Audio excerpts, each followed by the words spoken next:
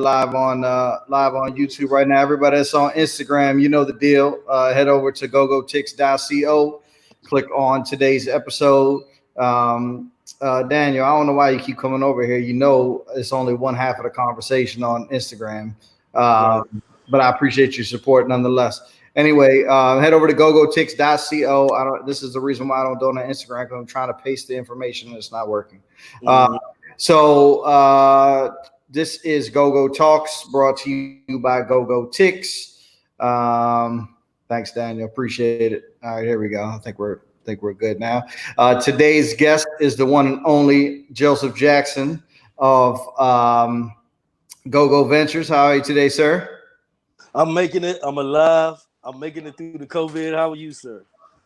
Yeah, same here, man. You know, it's a little tough when your entire business is tied to live music and the live Exactly. business. You know, live music, and as I'm sure you can relate, sir. You know, so yeah, it's been a challenge, but we're making it through. You know what I mean? Yes. So, but thanks for coming on today, man. Why don't you give everybody a kind of a breakdown of your? Oops, I always flip the camera around. Hmm. Give everybody a breakdown of your time in the entertainment business and go-go business Okay. in general. Well, Take as long as you want. You don't have to. You don't have to be brief. all right. Well, I've been in GoGo. You can hear me clear, right? Yep, can hear you totally fine. Okay. So I've been in GoGo about 10 years now. I entered in GoGo with my partner Kenneth Buster Move Monday. We started. I actually started at House of Change. A guy named Ovin Boyd, a DC police officer. Shout out to him. Gave me a chance. Gave me a night because saw what I could do. And at the Well, time, my hold on, partner. slow down real quick. How did he know what you could do if this was your first chance? Like, how did you even I get used into to. music? Say it Oh again. yeah. So let me go back.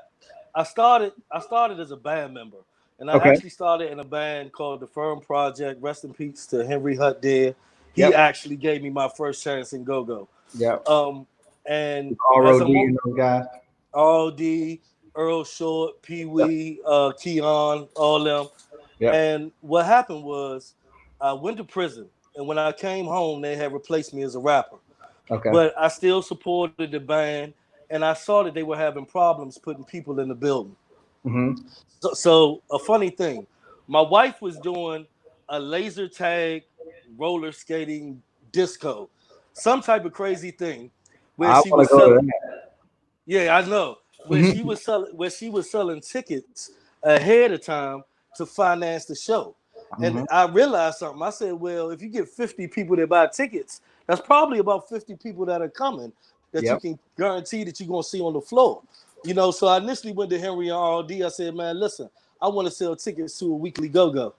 And Mm-hmm. everybody laughed at me. I said, man, just give me one night. They kind of refused. So I went and talked to Orvin. He had overheard the conversation. I said, listen, man, I don't need anything from you but the opportunity. And what I did is I got some bands to believe in what I was pitching. I passed them all 200 tickets apiece so they could make their own money based on the 100 people they were promising me.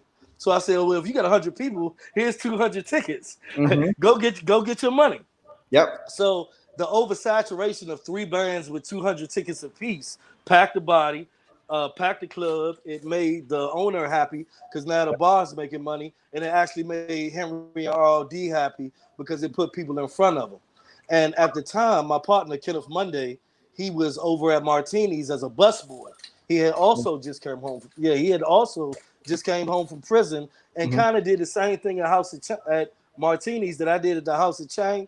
Next Mm-hmm. thing I know, Doc Hayes had given Kenneth Monday the keys to Club Elite, and ever since then we've been Club Elite, Martinis, Bottom Line. We got about 1,000 shows under our belt at multiple locations, but And our that's where primaries were I Club met you Elite and with at Club Martinis. Elite. Yeah, I met you at Yeah, Club Club Elite. Elite. So wait, man, I just want to back up for 1 second because I think what you said was really important. And So matter of fact, when you met me, when Northeast Groovers was playing, and I put Mental Attraction before y'all, that was the tickets. yep, yeah, That was the yeah, tickets. yeah.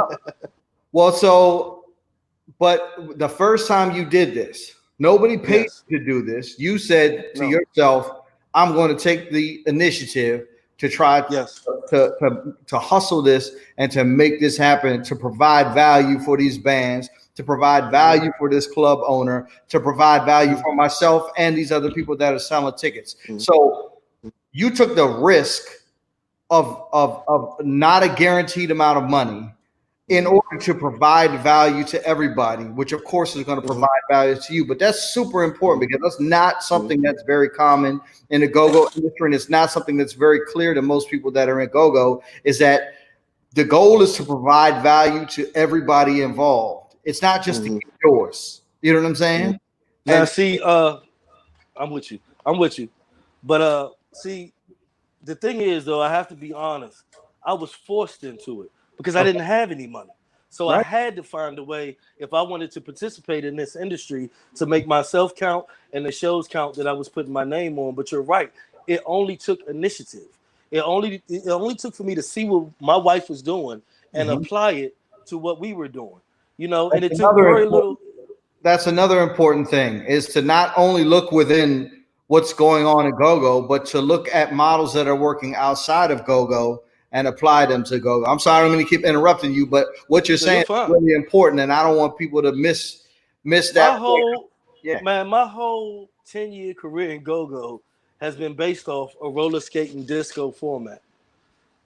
A laser tag roller skating thing, like you won't believe where I got my business model from.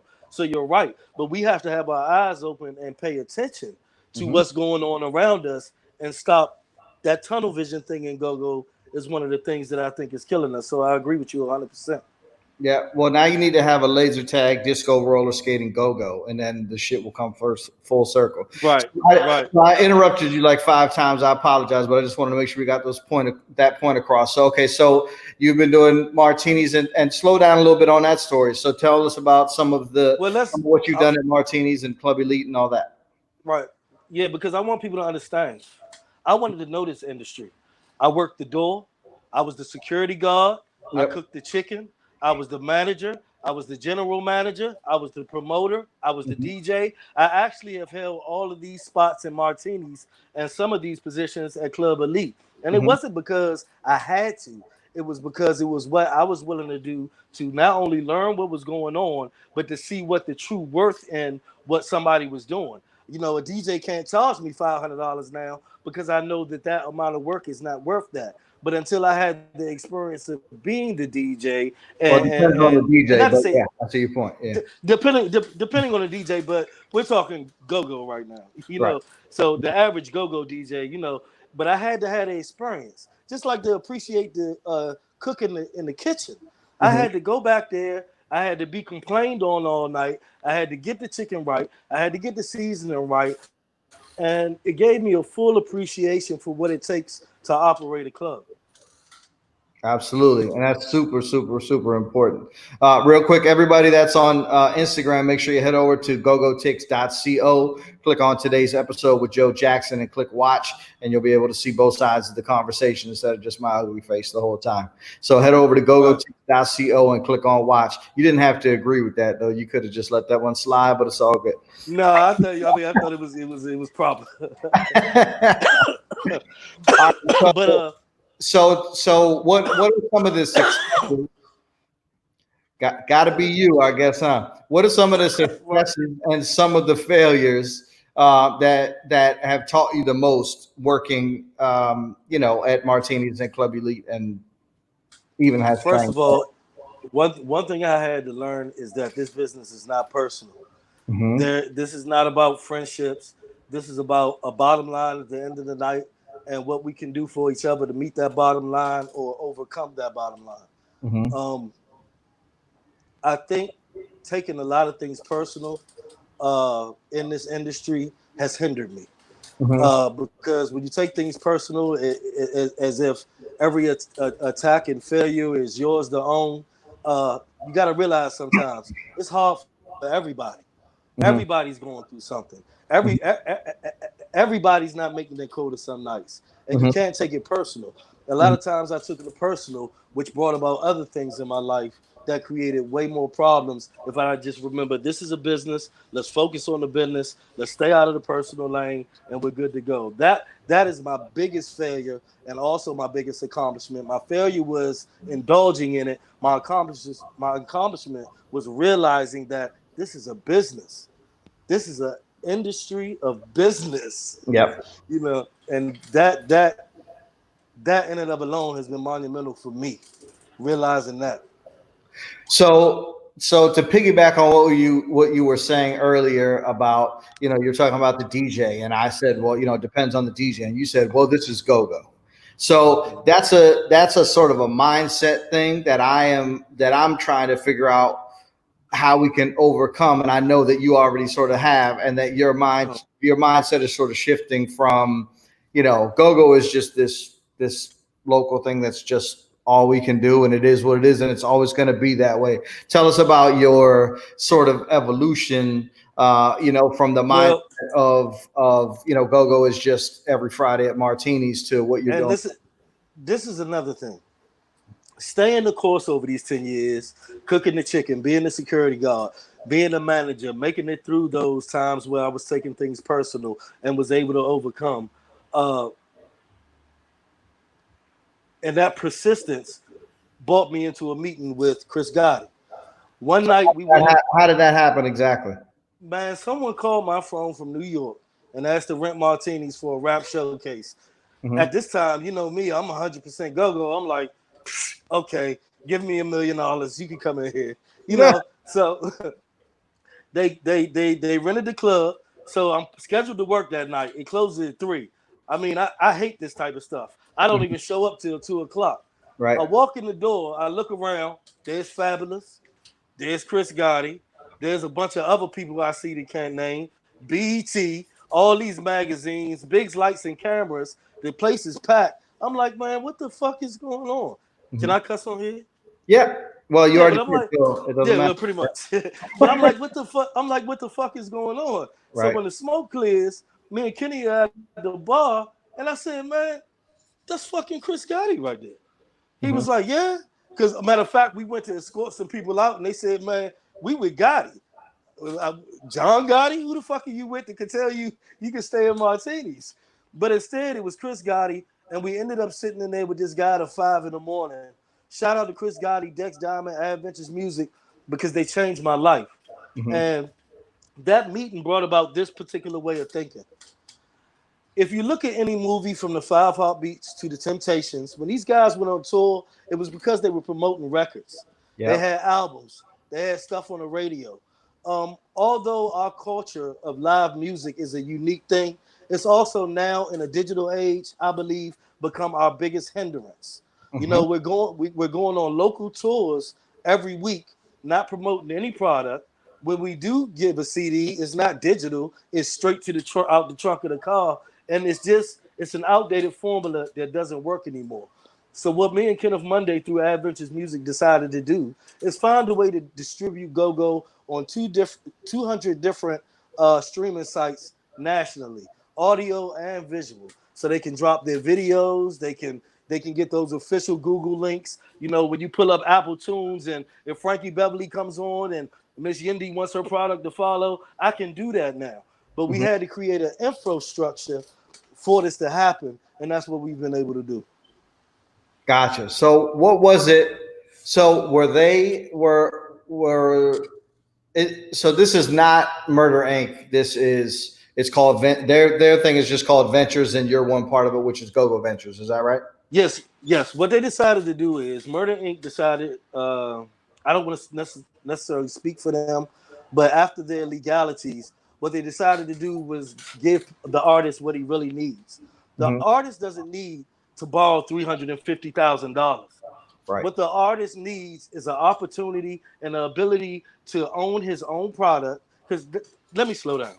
So at Ventures Music, what they're doing is when we go over there as GoGo Ventures, we own our own product. We own all our material. All they do is distribute it for us. No different if I had 1,000 pair of socks and I gave it to Chris Gotti and I said, hey, you can keep 25% of these socks. Which is actually the deal that I'm willing to put out there is Adventures Music They gave us a label deal where no one could do go-go through them except for us. Also with Adventures Music, you get that professionalism of a label. It opens up us to all the samples they own, all the people that they know. I mean, it's going to be monumental in changing what we're doing for GoGo. It's just the problems that I've ran into trying with GoGo and trying to get guys to understand that that live thing is no longer the way. Right. So, well, I think so. As of this particular moment in time, yeah, live is obviously not the way because nobody can play anywhere. However, there was a shift, and I'm not disagreeing with you, but I'm just agreeing with you I am agreeing In a with you different in a way. slightly different way. Different Yes. perspective.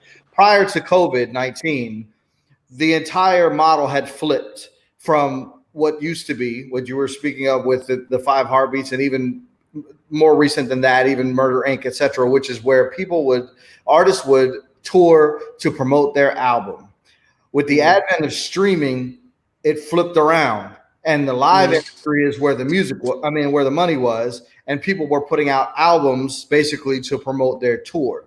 Obviously, that's not the case right now because no shows are happening at all right now. However, the revenue streams definitely flipped, and so, but it doesn't mean I'm not saying that to say that you're wrong and that the fact that product is important, because it absolutely is important. Because unless you just want to keep playing in DC all the time, which is totally fine. If that's what you want to do, there's nothing wrong with that. That's typically the person that's watching this series is not that type of person, and that's not who I am, and that's not who I'm talking to. I'm sure that's not who you're talking to, but there's absolutely nothing wrong with that. However, if you do have the desire to take GoGo beyond just the DMV, you have to have something to precede you into that market. Otherwise, you're going to go and you're going to, first of all, most go-go bands think that they're supposed to get paid all of this money to go play somewhere else, which is not how it works, which I've discussed ad nauseum on other episodes, so I won't go too far down that road. However, even if you're going to play somewhere for what we call a door deal, which is, you get a percentage of the tour, and you're going to go to Cleveland, Ohio, and play for a door deal, you still have to have something out there for people to hear before you get there. Now, it's called a draw. Exactly. But I'm saying you have to have something that creates a demand so you can establish a draw. You know what I mean? Okay. And you can't. And it used to be that was getting played on the radio or selling your CD in the Tower Records in Cleveland, Ohio, or whatever. Now you don't need to do that. People have all your music on the phone, which is exactly what you're talking about with your distribution thing. So I want to. I mean, I understand there's only so much you can say, but I want to be sort of shine a little light on what you guys are doing. So is it just a distribution deal, or is it what they call a P&D deal, which is more like with some promotional services added as well? Now, this is the thing. It's just a distribution deal, okay. meaning that they have promotional services, and to a degree, it's in their best interest to promote for them to get a percentage off of the product, but they also have additional services that you as an owner of all your material can pay for. So for the average artist, I'm going to break it down. It's a $300 sign up to get on Adventures Music, and you can release just your own material. What we decided to do was pay a little more, which was the number of 5,000, to get a distribution deal for a label, meaning that we could release Joe Jackson, Shooters, Tony Vendetta, whomever we decided to release in GoGo, which we thought was a much better situation for us. But they have a radio, they have a podcast. If you want to get on that stuff, I mean, first you gotta be able to pay to get there, and you could, because you own all your own stuff. But these are services that are worth paying for. If a person tells me they're gonna put me in front of 1 million viewers tomorrow, I'm gonna pay for that service, because as an owner of my own material, I know that investing in myself is what I have to do to make this thing successful. So I guess to answer your question in short is, yes, there are many additional services, just like a regular label, but you pay for them as needed based on what you feel that you want. So you can get anything that a label is offering you, Sony, Interscope, Universal. You just pay for it, so it's yours. You own Called everything. label services. Yeah. Yes, Yeah. sir. Yep. Mhm. Okay. So if you if ABC Band wants to Mhm. sign to GOGO Ventures, they're giving up 25% in order to be distributed across what would you say was 200 streaming services? 200 streaming sites to get their own Vivo channel, to properly get their Google link set up, to get on the Apple playlist and things of that nature. To We're going to set them up for monetization, and that's the problem that I have with GoGo is that, and with the live music at this point, these artists are getting old and they're not getting their worth. It's like a Scottie Pippen. He's playing forever, but he's never going to get paid what he's supposed to get paid, no matter how much he thinks he's getting paid, until he runs into somebody that can tell him, listen, man, there's a whole lot more out there. There's Mm-hmm. way more out there than just this $300 that you may be pocketing at the end of every Thursday and Friday night. Mm-hmm. So basically, what they do, they would come over and we would set now the distribution deal, and that's the thing, because we own our own label, our deal is set up based on what services they need. So say they need videos, say they need beats or tracks, say they need featuring artists. We provide those same things like Adventures Music would do, but it would be at a cost, and it might not be at a cost of necessarily money. It might come off your distribution, your writing credits, who gets producing credits. You know, it's a lot of different ways that these artists can. I don't want to. They can get people to buy into their stock. If I'm explaining that the right way, Mm-hmm. you know, they have stock to trade off coming through the door. We're dealing with guys like GoGo Ventures or Adventures or whomever. You can say, listen, you can have these credits on the album, or you understand where I'm going with this. Yeah. So I that's do. what we're trying to do is get guys set up for monetization on these streaming sites, because we believe that we can extend the careers of some of these guys. I can take a guy like James Funk, and digitally I can give him another strong 15 years. I can Mm-hmm. save his voice.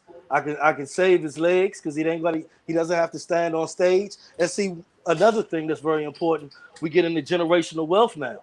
Way after I'm passed away and people are still clicking on my streams, that stuff is going to my children and my children's children. This is stuff that we're creating to last forever. It has to get to the point we have to get beyond thinking one night. And that's what we're trying to do at GoGo Ventures. We're trying to set you up so that your kids can eat off of the music that you're performing. Mm-hmm. Well, so you mentioned Funk, and I know Mm-hmm. you never said anything about him specifically, but I know you have a rather controversial point of view on the Yes. OGs in the go-go circuit. And so, Yes. can you explain what that is and how you come to that conclusion? Yes. First, shout out to all the OGs, because you can't you can't have GoGo if you don't look back at who paved the way. So I Mm-hmm. got respect for them. But I think that the OG's concept of business is based on that same outdated style. And the Mm-hmm. problem is that because of the years they have in the game, the elders have began to monopolize, whether they know it or not, the venues, the better shows where, for instance, say somebody, Summer Breeze. Now, a Summer Breeze, you're going to have a certain style band, usually an older band with one of those style names. You know, I've been given the reasons that, we do it to keep the crowd mellow and this, that, and the third. But the problem is when you have 2,000 people showing up somewhere in DC, they need to see a What Bang. They need to see a Mental Attraction. They need to see a Subtle Thoughts. They need to have the opportunity to see some of these brands that, although older in age, are younger in style, because the youth is the future. And for lack of a better statement, in 20 years, who's going to have the keys? And do they have to wait 20 years for guys like me to pass away to get these keys? Mm-hmm. And my problem with the elders is like the BET thing. I don't think that was a good look. I don't think that it displayed what go-go is. And when That you was a saying the BET thing, just for anyone that's not aware, you're talking about Sugar Bear and James Funk right, performing on BET doing the butt, and right. I don't remember what the Rare Essence song was, but Yeah, like some old school go-go songs. Yeah. yeah, like they performed. They did a dynamite job in performing because I know who they are as performers. But when it comes down to was that go go, that wasn't go go. It wasn't go go in any shape, form, or fashion that I saw. Not it wasn't presented properly. And I think that if we had the opportunity to go national, that it was incumbent upon one of the OGs to say, you know what, that's cool, but I need to bring out this young guy. I need to bring out Kendall from Subtle Thoughts. I need to bring out BJ for a little while. I think that that was an opportunity, and Well, I know they don't control everything, but I need to know that that was said, and I don't think that those type of things were said. I really don't. let me ask you a question, because I know Kendall, I know BJ. Do you feel that? So here's my thing. I don't disagree with you that I am sort of disappointed in the fact that the best we have to offer are 30-year-old songs, or even if you take it back to, like Welcome to DC, that was 12 years ago. You know what I mean? I'm supremely disappointed in the fact that that's the best we have to offer. However, I also would challenge that anyone in the last 10 years, or whatever, has put out any product that is anywhere close to having had the impact necessary, to warrant their appearance on BET. Because the thing is,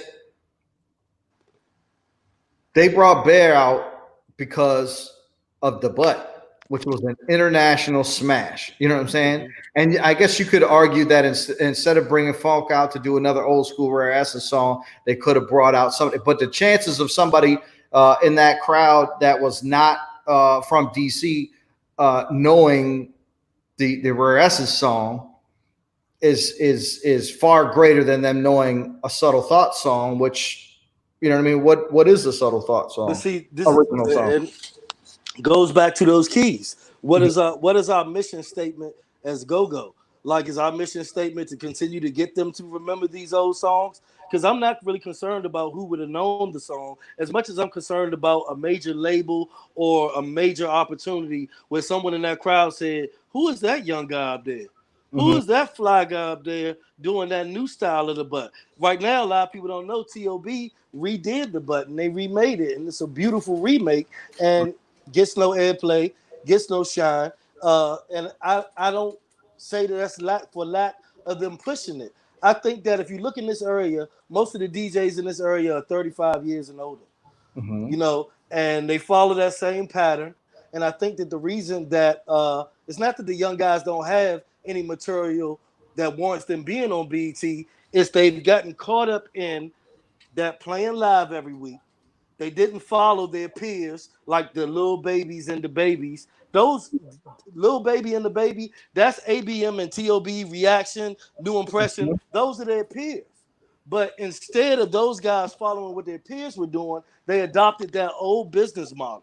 And that's why I say that business model has to be destroyed, because it's not going to ever get us outside of this local area. And that business model being, let's set up at the chicken wing spot and play and see how many people come. And I wanna give an example. Backyard, for instance.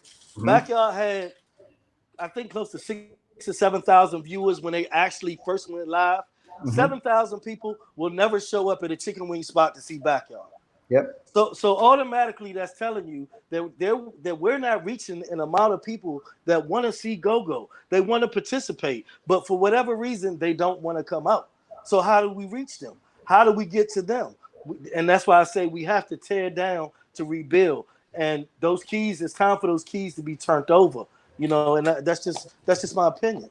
And it's not that Well, the I don't, guys. I don't. So I don't disagree with you that the business model is broken if your goal is to become an international success. That's always been my goal. So I agree. The chicken wing spot has never been my business model. I don't necessarily agree that the old one has to be burned down, because there's still a lot of people that make their living doing that, and they're perfectly content to do that. And I totally understand. Now, I do understand that also creates another problem, because just like I think I was talking to my boy Akil from RCA Records yesterday, that little bit of money is extremely addictive.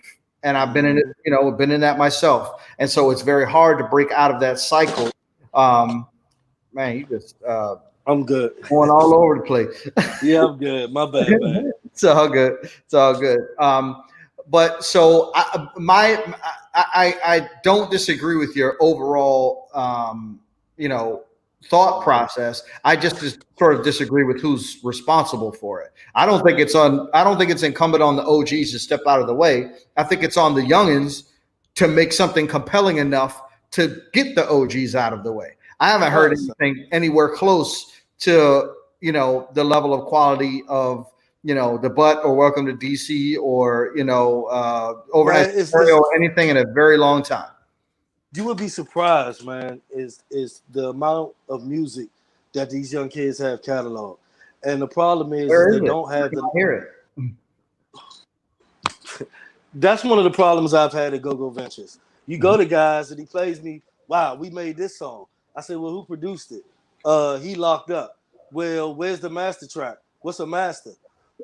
So the problem I ran into is these guys don't even have the knowledge of how to make sure Malachi John's here. They're not even. That's why I'm doing this show. I remember when I had Urban Rhythm, I would harass and either tag you and stuff or inbox you because I wanted you to hear it. And that's the problem with the younger generation. It's the work ethic and the knowledge of how to apply a work ethic that's just not getting them anywhere. But that's what GOGO Ventures is here. We're here to change that. We're here to provide the knowledge, teach these guys how to monetize what they're doing, and not in a disrespectful way, move those guys out the way, but earn those keys from those guys. Because I'm telling you, man, like I watched Sugar Pay play Martinis. Dynamite. Him with just the bass, not EU. Him with the bass getting on. I think it was with the 18. Killed the whole show. So I get it, But my thing is I can give them 20 years.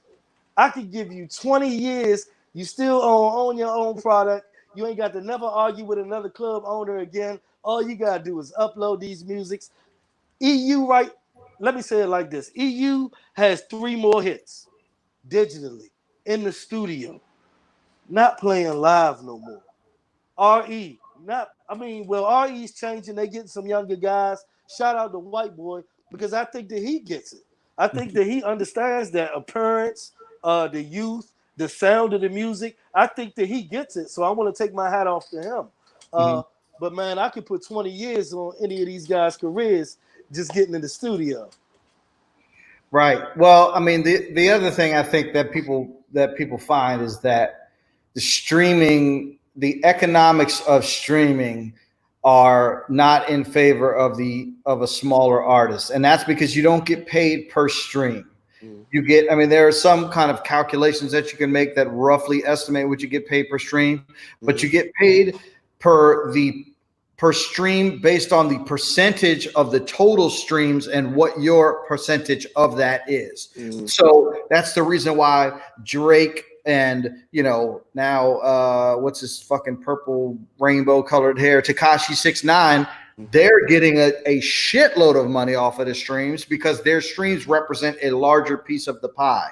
So it's not like you get 7 cents per stream. It's not like a download where you can say, okay, if I do my direct deal with iTunes and the single is 99 cents, I get 70 cents off of it or whatever. That's not how streaming works. Streaming works by a percentage of the entire pie. So if you're talking about a genre that is so small that we don't even have our own genre technically. And the reason I say that, and I had said this on a previous episode, when I first joined the DC chapter of the Grammys, before I was a board governor, I was just a member. The Recording Academy is what it's called. Tom Goldfogle invited me, and it was a group of go-go people there. I'm pretty sure Sugar Bear was there, Big Tony, Chuck was definitely there because he was a member. But it was outreach to the go-go community to try to get the go-go community to become members of the Recording Academy. I think I was the only one. Tom and Chuck were already members, and I think I was the only one that joined. if I remember correctly, but I very distinctly remember that they were having a conversation about why isn't there a go-go genre in the Grammys? And they read out the rules, and I don't exactly remember the numbers, so my numbers may be off, but it was about this percentage. In order to have a genre, you have to have roughly 800 commercial releases in a genre within a year. And that means commercial releases. It doesn't mean that you put out a PA tape or whatever, but commercial releases with a UPCR code, an ISRC code, etc. And at the time, it was you had to have a physical release too. I'm sure that's changed now because that's not such a thing anymore, but it was at the time. And I think we did a rough count of how many actual recordings came out, and it was like 8 in that year. You know what I'm saying? So we were 100 times behind the amount of releases that we need to have. And that's why GOGO Ventures is here, because we're trying to get these guys going in the right direction. One of the things that I saw, let's go back to when you said it doesn't favor the smaller artists. The smaller artists needs to start somewhere, and they need to get the ball rolling if this is what they want to do with their life, which I guess goes back to what is the goal. See, I think big. See, over here, we make bosses. Where I'm not bringing a guy over here to be an employee. I'm teaching the guy, trying to teach a guy how to make $1 million while making $1 million myself. Yeah. I think I got to figure out how I want to say this. Give me a second. What do you think, man? I think that these guys, it needs to be a school. It needs to be a union. It needs to be some type of structure set up in GOGO that give guys the knowledge to get themselves going in the right direction, which will get the genre going in the right direction. Okay, we're 700 or 800 times behind everybody else. Okay, so what do? Do we keep setting up at the chicken wing spot? What do we do? How do we get these guys to understand that we need some commercial releases, y'all? We need to start doing it this way. We need it, because one thing I realized a long time ago is that a lot of the wealth that I may make, I might not see. Mm-hmm. This is for my kids. Mm-hmm. A lot of the change in the culture that I'm trying to make, I might not be here to see, but that's me. So how many people like me are there? First, we need to get together. Mm-hmm. And then once we get together, we can start to change the structure and the business format of GOGO, so we won't be 800 times behind everybody else, and we will be considered a genre. But just with any music business, everybody's not going to make it. Yep. So I might not make it if we take it national. So chicken wing it is. That can't be the only alternative. And I think that I really think, man, that it's killing us. I think that the live shows every week is oversaturation. Why in the hell would I pay any money for your music when I can sneak in the club and watch you for free and talk to you and get you to buy me a drink? And if I'm lucky, you might pick me up and bring me to the club. It's a whole atmosphere around that live setting that is detrimental to the artists of GOGO. I mean, so I have a couple thoughts on that. So the first one is that we need to that there needs to be a union. I was a part of the original GOGO, well, at least I think it was the original one, the GOGO Coalition back in maybe 2006 or 2007 or something, whenever they started shutting down the clubs. And this is to my knowledge, there's not a hip hop union. You know what I'm saying? There's not a R&B union. You know what I'm saying? There's just and there's places and so I understand where you're coming from, and I definitely agree with structure. But I sort of don't think that the structure needs to come from outside in. I think that the structure needs to come from the individual artists, and I feel like the individual artists and their teams and labels like yourself. And the reason I say that is because every situation is going to be different. And if you have sort of this governing body over the genre that says this is the way things need to be done and we need to do them this way, then you're not going to get very far. I understand the sentiment of where you're going. As far as the structure in the union, I'm not necessarily talking about how the bands release their music.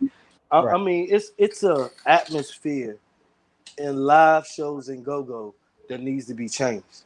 For instance, if I see as a club promoter or a general manager that I'm hiring a band that's a bad element, and I'm seeing there every week, and I continue to hire them until they do something bad, and then they do something so bad that it affects us, and then the next club is just going to hire them. It doesn't create a proper atmosphere for GoGo to grow in that light. Not even for the person that's content with coming out and just getting money. So it's more reasons that I think it needs to be a structure in a union, because a lot of things in that atmosphere of live play need to change.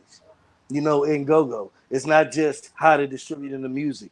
It's the weapons. It's the drugs. It's the stealing. It's there are many things that it needs to be a union for. It needs to be some type of and the reason it doesn't have to be like that in rap is because the bar is understood. When Jay-Z calls, 10 other rappers are going to get on the phone and they're going to spread the word. We don't have that. We're so far beyond that it has to be an influential body that says, you know what? If you do something stupid over here, you can't be here, there, or nowhere else. We're not going to interview you. We're not going to participate with you. We're not going to do shows with you. We're not going to be on your stage. It's a lot of things. It's a Right. lot of things that I think that are conducive, that are not conducive to these artists' success in go-go. And it's a lot of reasons that I want the live play stop. And it's not just of how the music is being distributed. Right. No, I mean, and I feel you. I think a lot of those things are problems that are a lot bigger than go-go, and fall outside of what can be controlled by a union based around a musical genre. But Let me that's let me my ask you. Let me opinion. ask you. But I understand what you're saying 100%. Not to interrupt you, but let me ask you this. Right. I worked at McDonald's for 2 years. At Yep. McDonald's, they didn't let you smoke weed while you was at work. They didn't let you do this. They didn't. You couldn't bring a gun into McDonald's. Hmm. That just Ronald McDonald didn't go for that. Hmm. So if a clown can organize his people, then we can organize our people. Well, You I know, agree with that, but and, also and I agree what with that. But without McDonald's is not a union. McDonald's is a private company, and so my thing is, I'm just saying you could say at Martinis you can't yeah, smoke weed in here, you can't drink in here, you can't do any of that in here, and then that sets the bar for how your club operates. And I don't think there's anything wrong with that at all. And I don't even think there's anything wrong with the union thing. I just don't think it would solve the problems that you think it would solve. Only right. because I was involved in a go-go union and I saw exactly what happened when But and see it the union, really benefits. the union I'm talking, the union I'm talking about is going to be more like the union. Like we knocking on your door. Like man, if you out of order, man, like you even gonna get it together because you're not gonna participate with us. I ain't talking about laying. I'm not saying that's what the Go-Go Coalition did, but I'm Right, talking about be active. Like I'm a right, little more in your face with it. Like this is unacceptable. right. And but my point is, and I agree with you just differently. I think that this live thing has gotten out of control. It's not enough money in it for the problems, for the artist getting old, for the artist to kill his voice, for him not to be monetizing himself like his peers.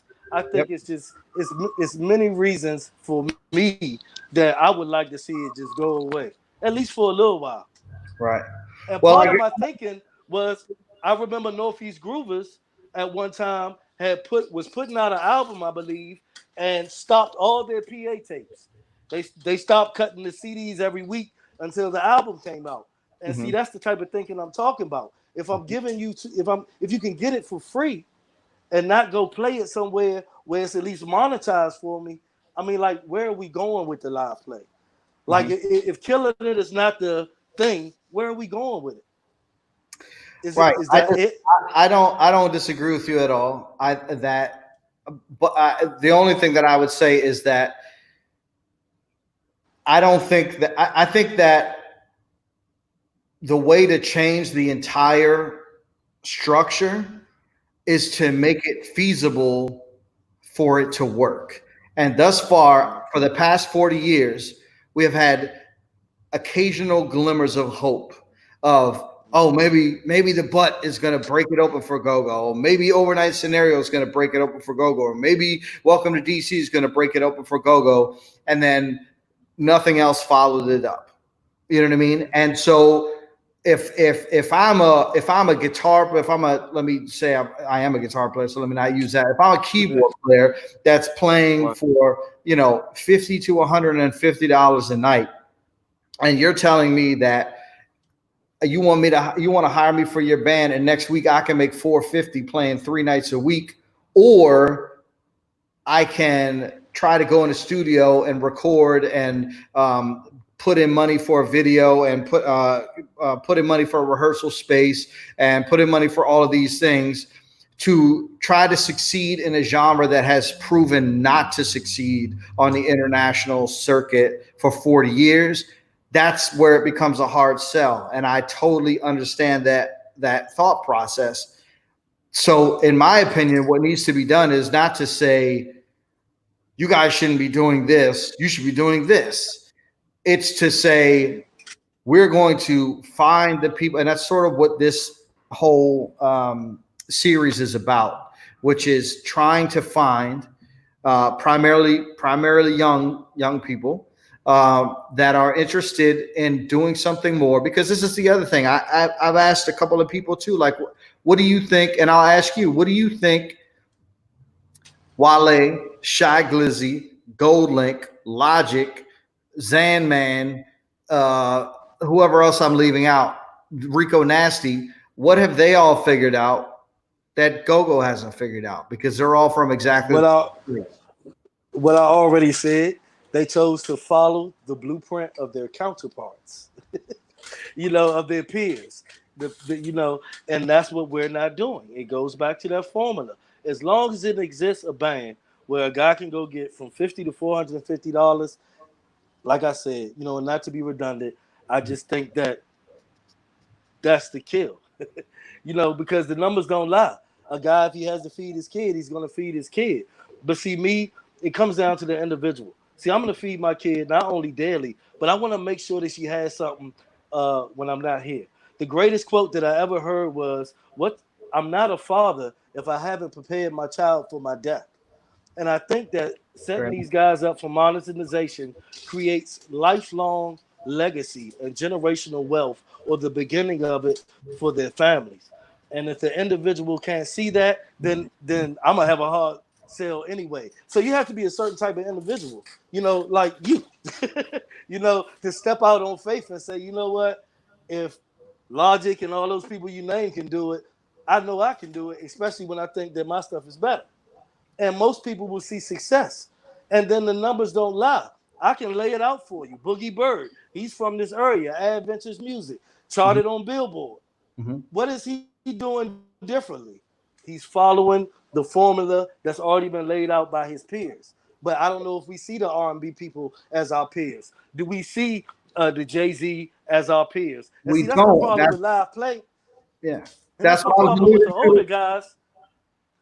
I just want to finish this point. That's my problem with the older guys, is that my OGs are not getting their respect. Donnell Floyd is our Jay-Z. Why? Yep. Not to get into his pockets, but I don't think he has 300 million, but he deserves 300 million. But what happened? What was the reason one of our elders, why don't we have a $300 million guy? Why? It's that formula, man. It's that formula, that live play every week formula that prevented us from getting where we gotta go. So some of my thing with the OGs is I want them to get the shine. I want Donnell Floyd, James Funk, and Sugar Bear and Bugs to buy the Verizon Center. That's the type of stuff I'm on, and I don't think that we're gonna allow them to get there, because we still holding everybody back in this live play thing. Everything you ask me, my answer is gonna be live play. Well, listen, I'm not disagreeing with your summation of the problem. I'm just slightly disagreeing with what the solution is, because I don't think you're going to be able to convince people to stop doing it. The only way you're going to convince people to stop doing it is to show them that a better alternative works. You know what I mean? And I understand what you're working on, but it ain't there yet. You know what I'm saying? But we're also setting up at GOGO Ventures to where when we find people like ABM. ABM is somebody that we're willing to put our money behind and say, listen, you don't have to play live every week. Here you go. So there are situations and scenarios, because I definitely understand what you're saying, where we're going to try to create opportunities while we're teaching these guys to where they can still get paid. Right. You know, so we definitely understand. Gotcha. Well, yeah, I mean that's part of the reason why the traditional record label model is the way it is because typically artists don't have money to go out and spend on marketing and stuff like that. Now, granted, today is a different situation. You got multiple platforms on which you can build a fan base for $0 or very few dollars. You can buy a Facebook ad or an Instagram ad for $50. And if you learn how to use that, I mean, I have an artist, a hip hop artist. He's a white rapper, but he is a master of Facebook and Google marketing, YouTube marketing, and every video he puts out almost a video every week, and almost every single one of them hits 1 million within a week, at least. Man. So it's not impossible. And then, so I want to, because this was a point that I was going to make, but one of our big show supporters made it for me. She said there are already schools. These young minds need to open up for learning. Too many go into looking for a quick go viral without learning the ins and outs of the business. And I do agree with that to a certain extent, although I feel like actually the younger ones probably have a better handle on learning this stuff than the older ones do, but neither one of them is really using it to their advantage within the go-go community. You know what I mean? So what are your thoughts on that, Joe? Well, as far as it being schools for go-go, I don't know of any. No, there are schools for go-go, but what she's saying, I think, is 100% right. You don't need a school for go-go. You need a school for marketing. You need a school for music marketing. And so just like you're saying that the rappers and the R&B singers are looking at their peers for how to do it, well, then we need to be looking at what they're doing. We don't need a school for go-go necessarily, although I will also say that I understand that people are not in go-go are not going to these places to look for information, but there's a shitload of information just on Google. So I think the reason is because maybe they'll listen to me and maybe they'll listen to you. And what I mean by school, maybe I worded it wrong, is less I meant seminars. Our community is not as big as the rap or the R&B or the country community.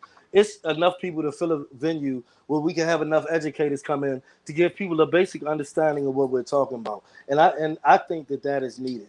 Here's all I'm saying. If you I go to a lot of conferences. I go to the Billboard conference. I go to what's it called, Polestar, which is about the live music industry. I go to AIBA, which is the International Entertainment Entertainment Talent Buyers Association conference, which you have to be a member of that, but you don't have to be a member to go to Polestar. You don't have to be a member to go to Billboard. You don't need to be a member to go to the New Music Seminar. You don't need to be a member of anything to go to the Winter Music Conference. There are things like there's also, I think, the Made in the DMV conference, which I went to. But you know what though? See, this is the thing, Malachi. First, you got to tell these guys what that is. Well, that's there, but that's sort of what I'm talking about is where does the responsibility lie? Like, do you think somebody went and made a special conference just for rap, just for Rico Nasty? No, like he figured out what it was. I disagree a little bit. I think that we are, well, I agree differently. I think that we're so messed up in regards to how we monetize go-go that we need to bring about a basic understanding amongst as many people as we can first. They do have rap conferences. They do have times where Chuck D, he does them all the time, where he calls the rappers out, whether it's about violence in rap or this or that, or the squash the beef. So we do have models like that as precedent. We don't do that in go-go. And we do need a different understanding. A lot of people that I talked to when we started GOGO Ventures over a year ago don't even know what streaming is. A lot of these guys in these younger bands don't even know what masters are. And yes, it's incumbent upon them to get the knowledge of the craft that they're in, but it's also incumbent upon me as an OG to say, I want to see GOGO go somewhere. So what am I going to do? I need to teach. And the only way I can teach is with other teachers. And that's why I say we need to bring everybody together as a collective. And we can nickname it what we want: a school, a seminar, a cookout, you know. But I know that in GoGo, I got to give away 1,000 free chicken wings, play some GoGo music, and say the word GoGo 20 times to get everybody to come out. Right. But we're not so big that in 3 or 4 seminars, people can't get a better understanding of what services are out there for them to monetize their music.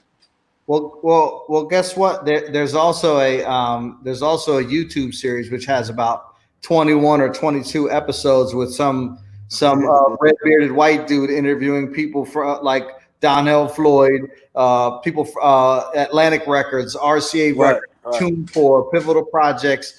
You know what I'm saying? Joe Jackson, GOGO Ventures. You know, so there is a platform for it. But I don't disagree that something more like a bigger event could work and could be beneficial. But the thing is, you have to be very careful about who you are allowing to speak at these things, because there's a lot of pressure that comes with letting people that are involved in GoGo come and speak at a GoGo conference.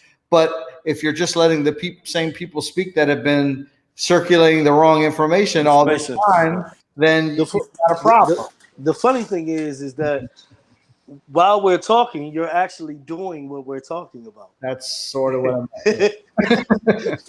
So, my thing is, man, it's just a train of thought that needs to be laid out, to give people the opportunity to decide whether they want to continue on a path that clearly in the last 30 years hasn't gotten anybody anywhere.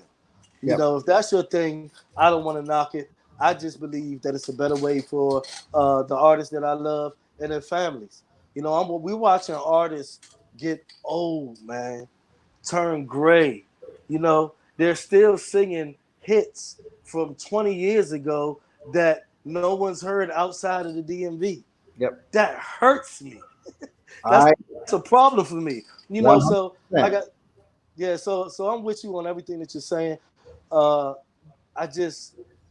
hope that a consciousness falls over GoGo and we realize that, we don't have to look at BET and these artists on TV like they're stars. We're stars just as equivalent, if not better, than some of these artists that are out right now making millions of dollars. And until that consciousness comes over us, we're not going to do the things necessary to move forward to monetize anything beyond these chicken wing spots.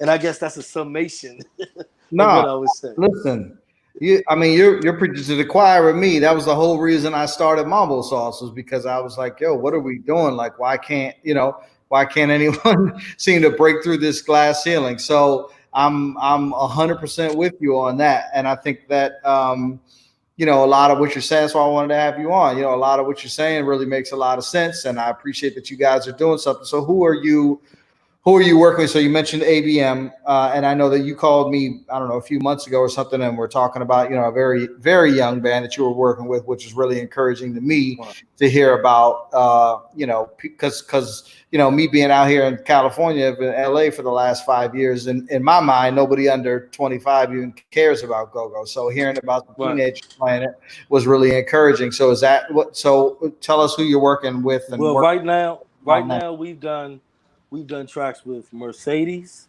formerly of Firm Project, and I think she played with Elevation.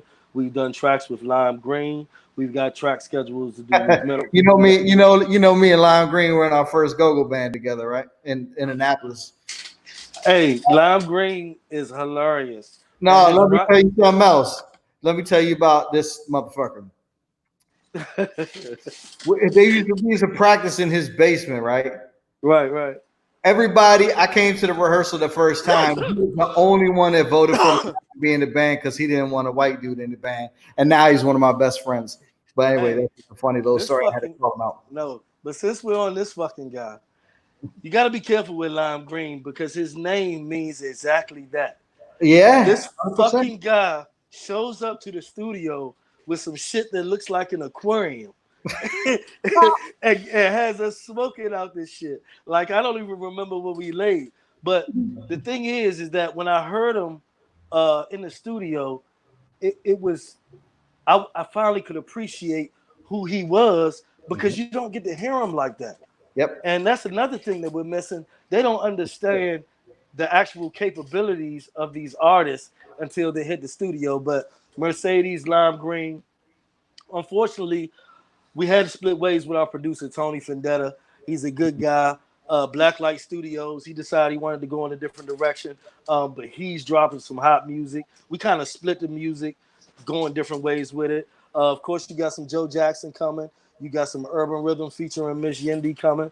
You know, so we got a lot of things on the horizon. But our main focus right now is Shooters and his solo project Mhm. and ABM getting them a project out. Okay, gotcha. So why? Tell me why did you? So his solo project is a hip hop project or is it a go-go project? I think it's going to be a mixture of both, and that's another problem I'm running into is how do we classify this material? Because if we have a go-go track, but all he's doing is rapping on it, is it go-go or is it rap? You know, and that's problem with the fact that we don't have our own genre. So once it's released, it's going to get categorized as rap. You know, even if it's a Well, go-go track. right. Well, so just irrespective of genre, I've asked this question on a couple of occasions to different people like Donna Floyd and Killer Cal and other people on this show. Do you need a band to be go-go? What are your thoughts on that? I think that you need a band to perform go-go live. Okay. I think that go-go is a unique sound that very few people are able to duplicate in the studio, but there's some that can. Yep. And those that can do that, that is go-go music. But to perform go-go now, I'll even say this because this is the direction that Chris Gotti and Dex Diamond are trying to get us to go in because they've already explained to me, listen, Joe Jackson, Kenneth Monday, that goddamn band is gonna cost too much. You Yep. know, so they want us to actually play the track and have the front line perform. So we're trying to figure out how to do that because once again, I'm not going to repeat what I saw or what I perceived I saw at BET, which was a watered down version. I think that when we present GoGo Live, it has to be presented as it is. I don't think that's something that can change. But I don't think we need a 12-piece ensemble to go in the studio. Well, that's what well, let me ask you that. I mean, going back to the 12-piece ensemble and live, what are the necessary instruments? Like, do you need to have 14 people? Like, what is the bare minimum instrumentation that you think you need to pull it off live? 6. And what are those pieces? 6. Well, maybe 7. Because I need a keyboard player and I Okay. need a bass. I Okay. need a drummer Okay. and I need somebody like BJ with a pad. I don't need congos and a rototom player. And I Okay. need my 3 frontline people. So about 6, 7 Do you minimum. need what? So I'm not talking about any one particular project specifically. I'm just talking about in general. Why do you need three frontline people? I mean, because it depends on if it's just like if you got a group like 112 performing. If the song is sung by 3 people, then we're gonna have 3 people on it. You Well, understand what I'm I'm not saying? talking about any one specific group. I'm just Oh, talking okay. about overall. So I'm just saying, Well, at the are end of you the day, saying that you need three people minimum, no matter what the group is, no, or no, no. I'm it's your saying specific to thing? perform, and like I say, I can't get away from, and I haven't graduated to the thought process of you don't need a live band to perform live go-go Right. music. But for sake of argument, I could use 2 people. My guy that's running the track and my artist. To be No, no, no. honest with you. I want to make sure. I want to make sure I'm clear on what I'm asking you. So you said you needed three vocalists. So Yeah. and you need all the band members that you described. I'm just saying, was that a specific artist that you were talking about? Like, was I that Urban Rhythms that you're I, saying? I, I think that I think to perform any go-go live, that's what you need. I mean, Any of course, any go-go, no matter what the band is, you need at least three people on the front line.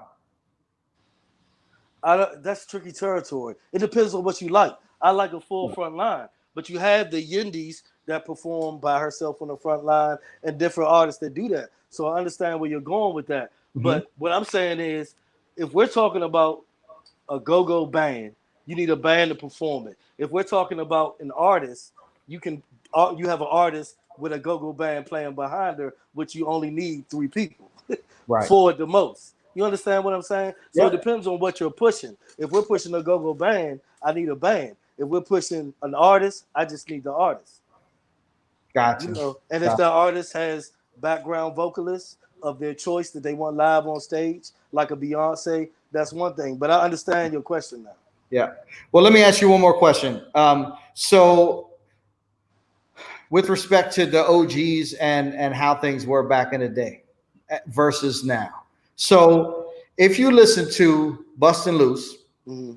if you listen to uh, the Butt. So if I'm not mistaken, Bustin' Loose was around 77. The Butt was around 87, 80, 89. I can't remember exactly which one. One of those two. And I don't my knowledge of the years in between then is slightly limited because I was very young and I didn't really get into go-go heavy until about the early 90s, like 92.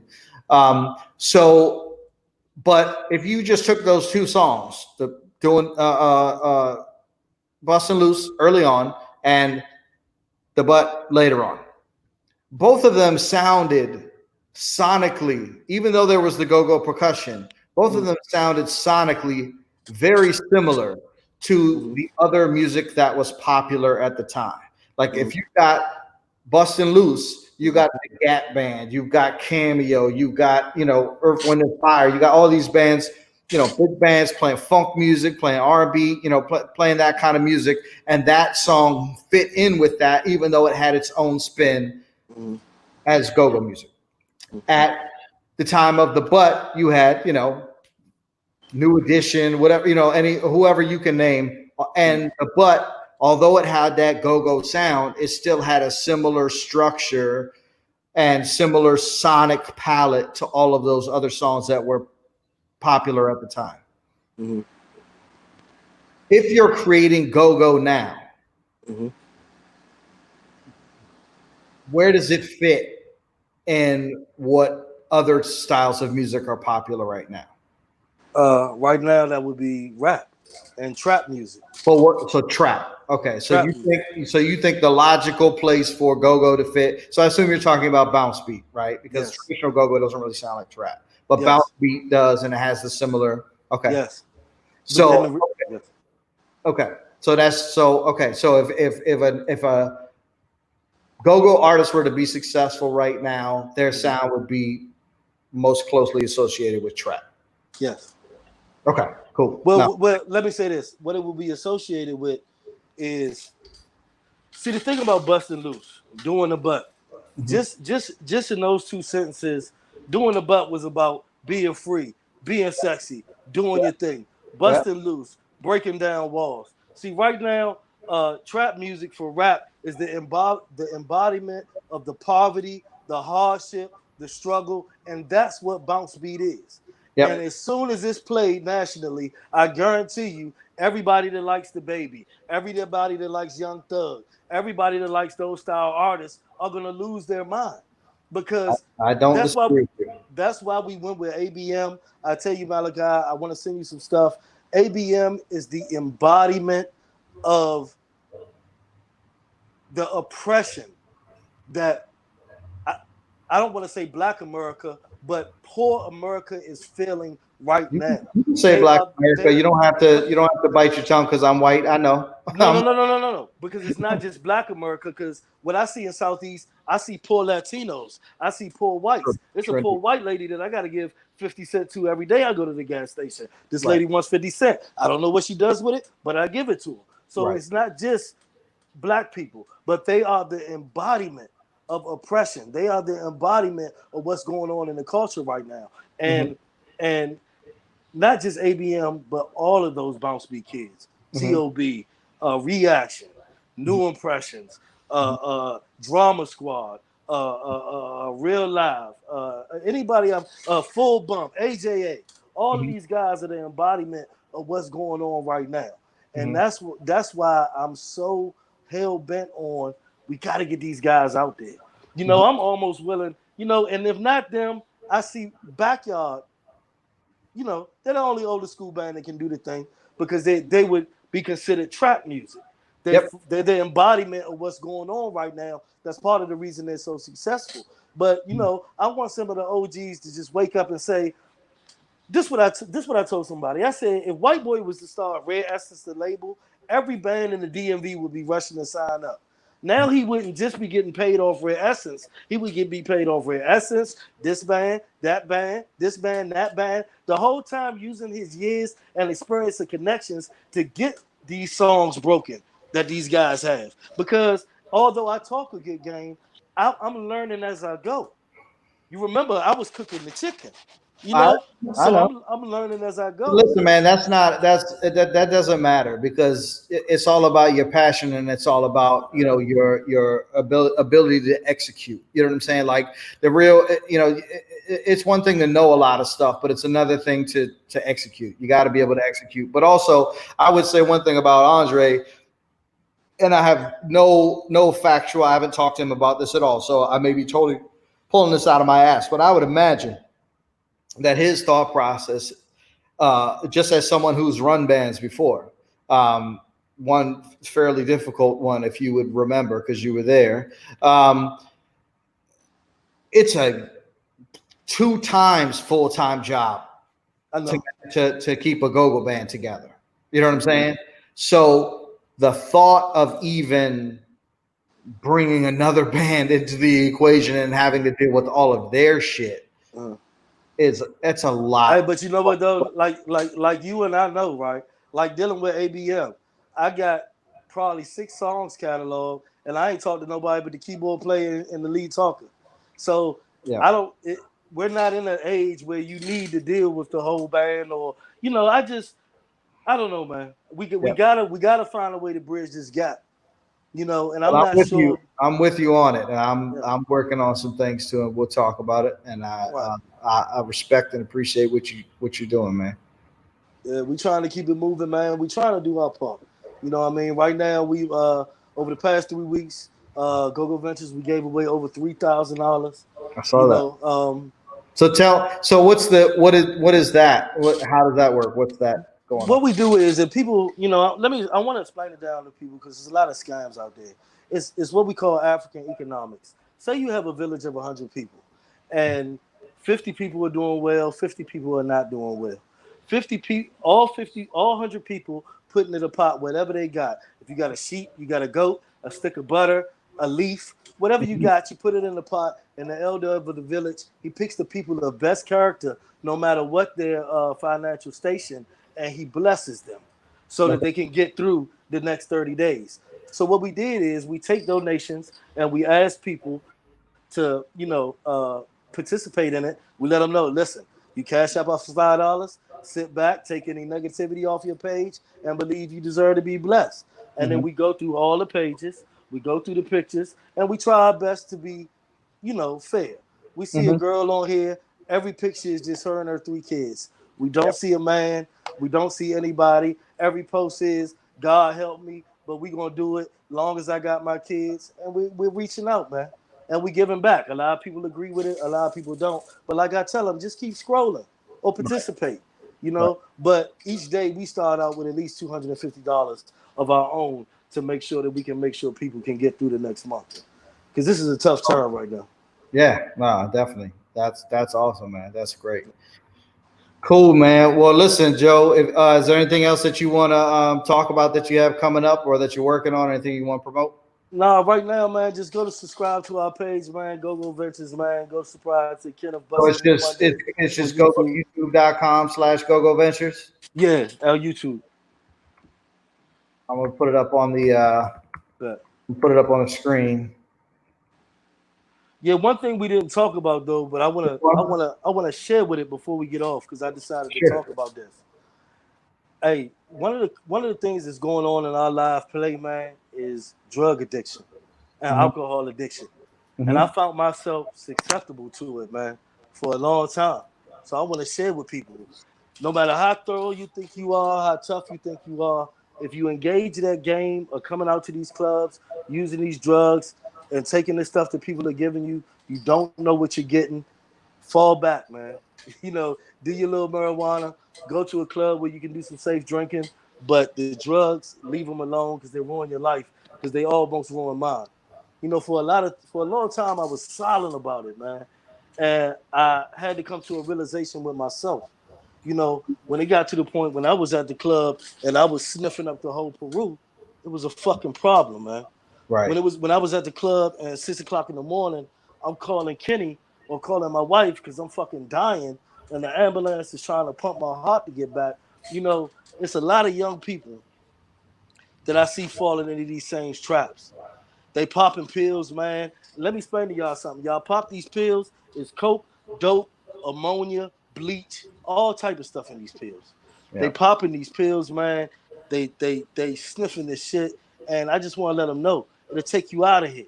It almost took me out of here, and I thought it was important for me to share that because if people like me don't step up and say, "Listen, man, I walked through some fire dealing with this go-go," and some of this stuff that comes along with this atmosphere is not about go-go, and leave it alone. If Right. people like me don't step up and do that, man, you're not really about the culture. You're not really trying to say to people. Because at the end of the day, I don't care what a person thinks about me. As long as I reach one person a day that says, you know what, I did something stupid and I don't want to do something stupid again. And the OG just sat right here and was real with however many viewers on here saying that drug addiction almost took his life. And I don't want it to take any of my peers' life. We got COVID. We got bats running around biting people with shit. Like we don't need nothing more. Right. But I thought to use your platform today to break my silence about that because I thought it was important for some of these younger people to understand drugs and alcohol will kill you. And it ain't no money in that shit. I waste a lot of money in that shit. It ain't no money in it. You know, Yeah. you know, Indeed. I done blew a house. You know what I'm saying? So I just thought that was important, man, and I wanted to share that, man, before I got off here. No, thank you. I appreciate it. That's all good, man. Salute. Yeah.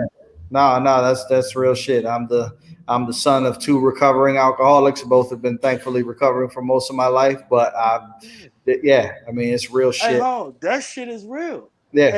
And I see people falling into it because you see, especially the young females. You Yep. know, the young females like that alcohol, man. Like I have felt so bad because they come to the club drunk and it gets to the point where you can't even let them in anymore because Yeah. they're that drunk when they get there. It's Yeah. almost like they're poisoning themselves. So we should be taking time right now to read up on what's healthy for our community and leave some of these poisons alone. Because I went, like I say, every day I go to the gas station. It's like 3 liquor stores right there, Yeah. and it's owned by all people that don't are not from this community. Yep. Don't look like this. Yep. You know, they're poisoning us, and what we got to do is take the initiative to stop poisoning ourselves. You know, so if it helps somebody to let them know that I went through it, I overcame it. If you're going through something with that shit, you can overcome it. Man, popping pills, sniffing coke, sniffing dope, all that shit is not cool. That shit is not about go-go. That shit is not going to help you. That shit is not going to help your kids. Smoke weed all day. That's what I do. But the rest of that shit, man, leave that shit alone, y'all. Leave that shit alone. And see, that's another thing. When I was talking about the union, Hmm. the club owners know who's bringing this shit in. Yeah. The promoters, the general managers. We know who's bringing this shit in. You know, we got to stop them for bringing this shit, the drugs, the guns. We got to stop this shit, man, because it's leading from personal experience. My life is going through a tragedy right now that I'm not going to fully speak on. But I'm going through a financial tragedy. I'm going through a traumatic hardship right now because, for lack of a better statement, man, not being adamant about what I allow around me. Hmm. And that's what I want. That's what I want to stress to people. That's what I want to stress to you club owners, you security guards that's taking the money and letting these little girls in with no ID. To all y'all people at the door that's letting people in because they giving y'all drugs or whatever. Oh, that shit gotta stop, man. Because the bands is getting blamed for it, the culture is getting blamed for it, and it ain't got nothing to do with the bands and the culture. These be single individuals choosing to make mistakes and other people allowing them to do the shit. And we as a culture have to stop that. You know, Right. so that's my last point. You know, stay drug free, man. Be adamant about your surroundings. Keep the right people around you. Keep the negative shit away from you, man. Be all right. That's what's up, man. Well, I appreciate it. Thanks so much, Joe Jackson, GOGO Ventures. You can check them out at youtube.com/GOGO Ventures, as you can see underneath. Thanks so much for joining us today, man. I'm going to do more of these as well. And I'm probably going to start bringing some people back to sort of like, these original ones are, get your story, get out. And then, I'll probably bring some people back and we could just chop it up on what to do to try to move everything forward and have more time to talk about that. But I appreciate you, man. And real quick, we got Way Out by Shooters and Joe Jackson, man. It should be dropped to the 5th of next month, man. Get ready. All right. GOGO Ventures Adventures Music, man. All right, appreciate you, man. Thanks, Joe. Appreciate it, man. All right, love. All right, have a good one. One love.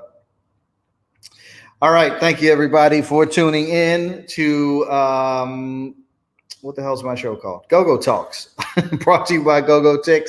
I want to thank my man Daniel Bennett. I want to thank the Blend Show. I want to thank Old School Queenie. I want to thank Jackie Jumpin' Jacks. I want to thank Brooks, official BNA Music, Sally Williams, aka Bootsy Vegas, the man with 1,000 names. Thank you guys for all your comments. We appreciate it. And check out all the rest of the previous episodes at youtube.com/ let me get this banner back up at youtube.com/GOGOTIX or GOGOTIX.co. You can also get them there.